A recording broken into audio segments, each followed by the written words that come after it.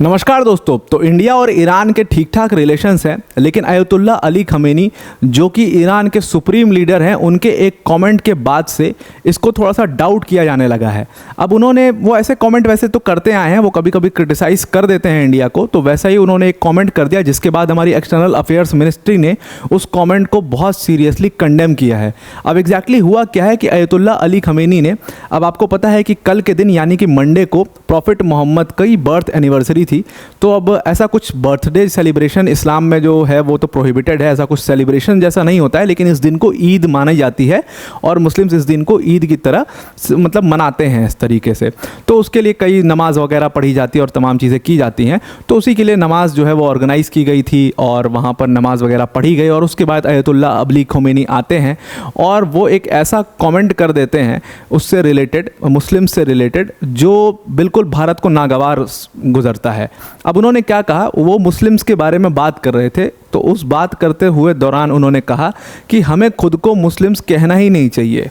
हम जितने भी मुस्लिम्स हैं दुनिया में, हमें खुद को मुस्लिम्स नहीं कहना चाहिए, बिकॉज जो मुस्लिम्स के हालात हैं, तो किन कंट्रीज़ में बुरे हालात हैं, तो उन्होंने पहले म्यांमार का नाम लिया। म्यांमार में उनका रेफरेंस था रोहिंग्या मुस्लिम्स से। उसके बाद उन्होंने गाज़ा का नाम लिया कि गाज़ा में जो मुस्लिम्स के साथ हो रहा है, यहाँ पर जो इजराइल की बॉम्बार्डमेंट है और जो पैलेस्टीनियन सिविलियंस की जिसमें जान जा रही है, उसको लेकर के उन्होंने कह दिया। और तीसरे नंबर पे यहाँ पर इन्होंने इंडिया को भी इसमें टारगेट कर दिया।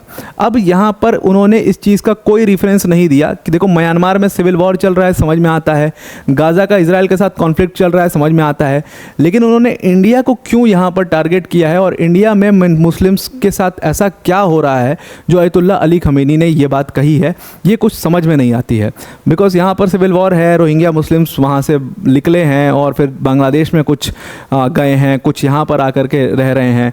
गाज़ा में पैलेस्टीनियन सिविलियंस के साथ जो इजराइल का पूरा कॉन्फ्लिक्ट चल रहा है, उसकी वजह से वहाँ पर जो पैलेस्टीनियन सिविलियंस मारे जा रहे हैं, वो ये दोनों केसेस समझ में आते हैं, बिल्कुल लाइव केसेस हैं ये।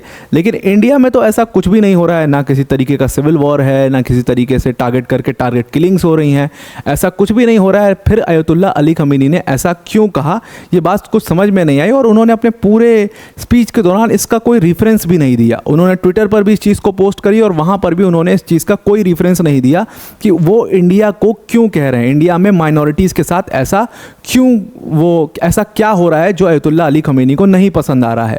अब ऐसा पहली बार नहीं है कि उन्होंने इंडिया को कंडेम किया है माइनॉरिटी राइट्स के ऊपर, वो पहले भी माइनॉरिटी राइट्स के ऊपर इंडिया को कंडेम कर चुके हैं। साल 2019 में आपको पता था कि आर्टिकल 370 को अमेंड किया गया था, तो उस टाइम पर भी अयतुल्ला अली खमेनी ने ट्वीट किया था और उस ट्वीट के माध्यम से उन्होंने कहा था कि कश्मीरी मुस्लिम्स का जो राइट है वो इस आर्टिकल 370 को अमेंड करके भारत की सरकार जो है वो लेना चाह रही है। और उसमें आगे चल करके उन्होंने कहा था कि देखो इंडिया के सरकार के साथ में ईरान के अच्छे रिलेशंस हैं और इसीलिए इंडियन गवर्नमेंट को ये ध्यान में रख करके मुस्लिम्स के तहत मुस्लिम्स के प्रति एक अच्छी पॉलिसी रखनी चाहिए, ख़ास तौर से कश्मीरी मुस्लिम्स के प्रति एक अच्छी पॉलिसी रखनी चाहिए।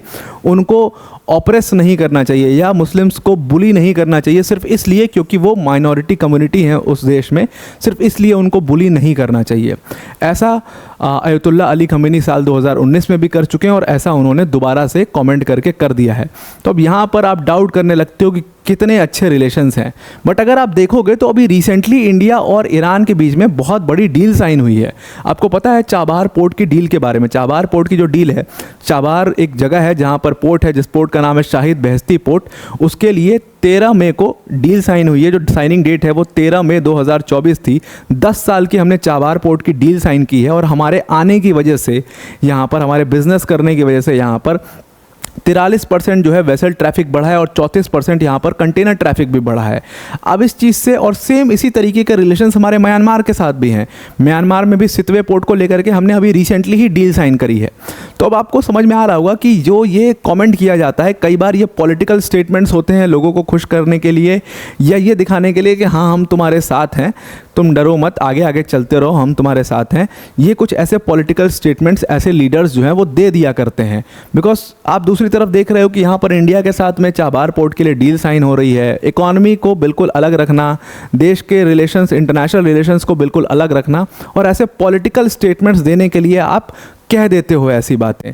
जैसे आपने देखा होगा, फॉर एग्जांपल आप उसको उठा लीजिए, तो ईरान में अयतुल्ला अली खमेनी ने बड़ी बड़ी बातें और बड़ी बड़ी धमकियां दी थी इजराइल को कि इजराइल को मिटा देंगे, गायब कर देंगे इजराइल को नक्शे पर से, और निस्तो नाबूद कर देंगे इजराइल को। इस्माइल हानिया के मरने की बात कर रहा हूँ मैं। बड़े बड़े चैलेंजेस, बड़े बड़े वादे किए थे लोगों से, लेकिन क्या हुआ? क्या इजराइल ने कोई भी, क्या ईरान ने कोई भी ऐसा कदम उठाया इजराइल को मारने के लिए?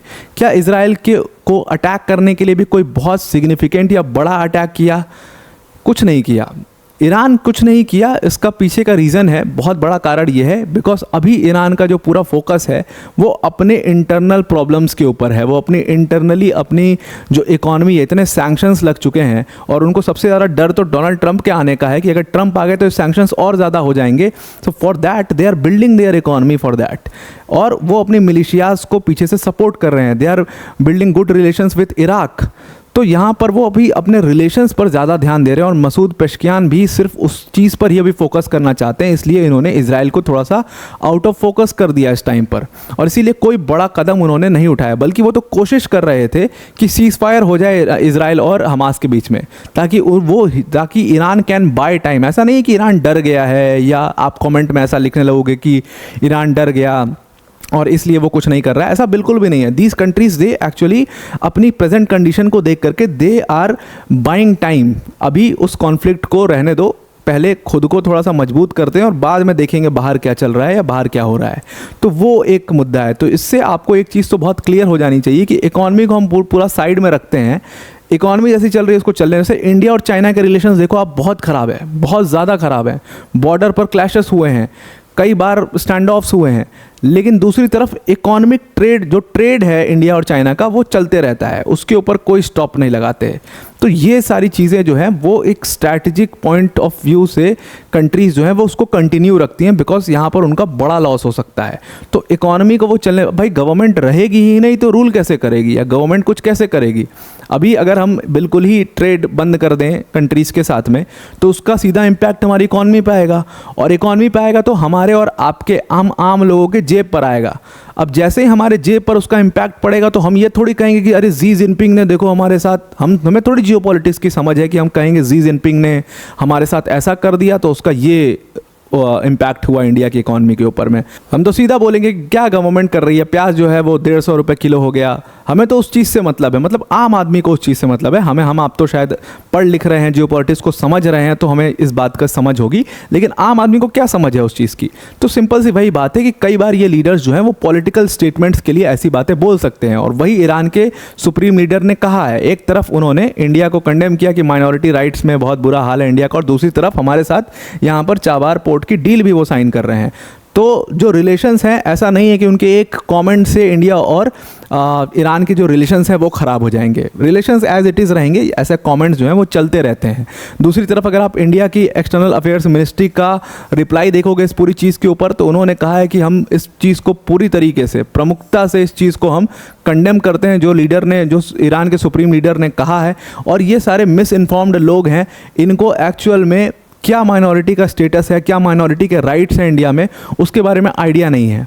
अब अगर आप ईरान में चले जाओ तो ईरान के माइनॉरिटीज़ का अगर आप राइट देख लो, माइनॉरिटी कम्युनिटीज़ जो रिलीजियस माइनॉरिटीज़ हैं उनकी बात भी छोड़ो, आप मुस्लिम माइनॉरिटी में चले जाओ, आप सुन्नी मुस्लिम्स की बात करो कि ईरान में उनकी हालत क्या है।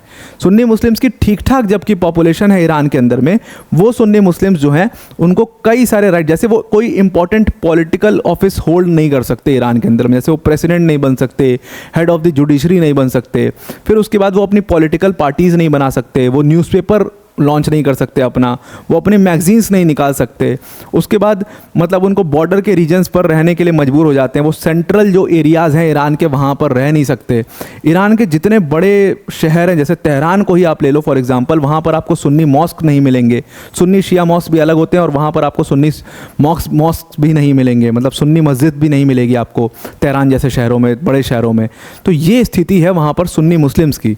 बाकी रिलीजियस माइनॉरिटीज़ की तो आप बात ही छोड़ दीजिए। अगर आप कॉन्स्टिट्यूशनली भी देखो तो कॉन्स्टिट्यूशन, ईरान के कॉन्स्टिट्यूशन के अकॉर्डिंग वो जाफरी स्कूल ऑफ शिया इस्लाम को एक स्टेट रिलीजन मानते हैं, और अपने कॉन्स्टिट्यूशन में वो 3 माइनॉरिटी रिलीजियस कम्युनिटीज़ को एक्सेप्ट करते हैं, रिकॉग्नाइज करते हैं। एक तो ज़ोरोएस्ट्रियंस को, दूसरा ज्यूइश को, और तीसरा क्रिश्चियन को, जो कि क्रिश्चियन ईरानीज़ हैं।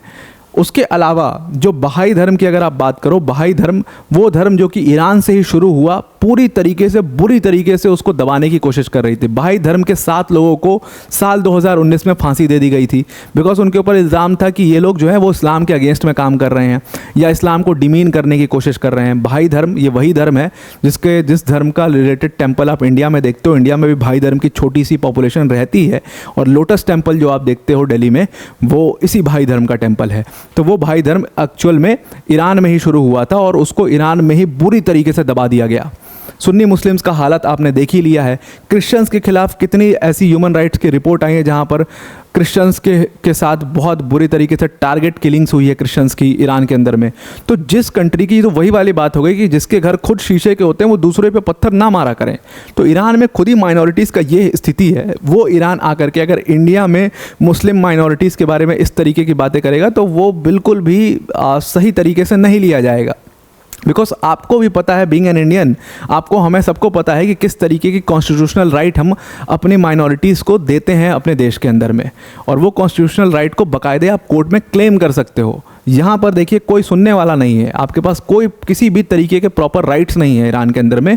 वो ईरान आपकी मुस्लिम माइनॉरिटी के ऊपर कमेंट करता है। तो ये आप भी समझ पा रहे होंगे कि ये एक तरीके का पॉलिटिकल स्टेटमेंट है जो अयतुल्ला अली खमेनी ने यहाँ पर दिया है। तो आई होप आपको ये पूरा आर्टिकल समझ में आ गया होगा। अब वीडियो एंड करने से पहले अनअकैडमी टीम की तरफ से एक बहुत बड़ी अनाउंसमेंट है।